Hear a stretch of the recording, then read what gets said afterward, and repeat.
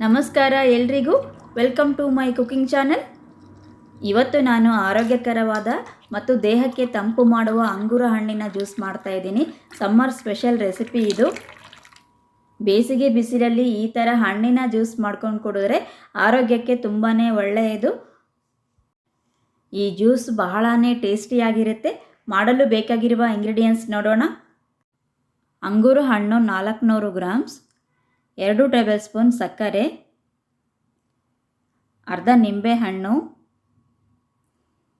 2 ರಿಂದ 3 ಐಸ್ ತೊಗೊಂಡಿದ್ದೀನಿ ಮತ್ತು 2-3 ಚಿಟಿಕೆಯಷ್ಟು ಉಪ್ಪು. ಹೇಗೆ ಮಾಡೋದು ಅಂತ ನೋಡೋಣ. ಮಿಕ್ಸಿ ಜಾರ್ಗೆ ಅಂಗೂರ ಹಣ್ಣು ಹಾಕ್ಕೊತಾ ಇದ್ದೀನಿ. ಹಣ್ಣು ಹಾಕ್ಕೊಂಡಾದಮೇಲೆ 2 ಟೇಬಲ್ ಸ್ಪೂನ್ ಸಕ್ಕರೆ,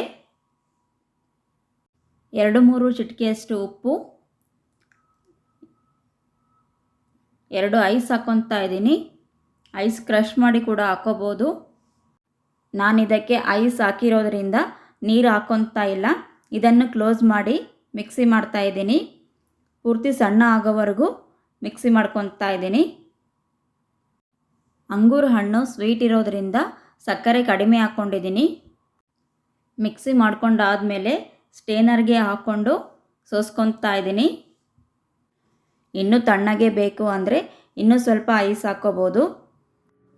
ಸೋಸ್ಕೊಂಡಾದಮೇಲೆ ಗ್ಲಾಸ್ಗೆ ಹಾಕ್ಕೊತಾ ಇದ್ದೀನಿ. ಹಣ್ಣು ಇದ್ದರೆ 3-4 ನಿಮಿಷದಲ್ಲೇ ಈ ಥರ ಜ್ಯೂಸ್ ಕ್ವಿಕ್ಕಾಗಿ ಮಾಡ್ಕೋಬೋದು.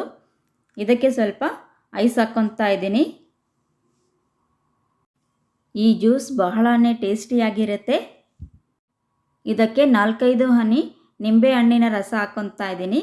ನಿಂಬೆ ಹಣ್ಣಿನ ರಸ ಹಾಕೋದ್ರಿಂದ ಟೇಸ್ಟ್ ತುಂಬಾ ಚೆನ್ನಾಗಿರುತ್ತೆ. ಅಂಗೂರ ಹಣ್ಣಿನ ಜ್ಯೂಸ್ ರೆಡಿಯಾಗಿದೆ.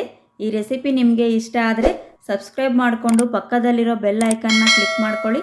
Thanks for watching my video.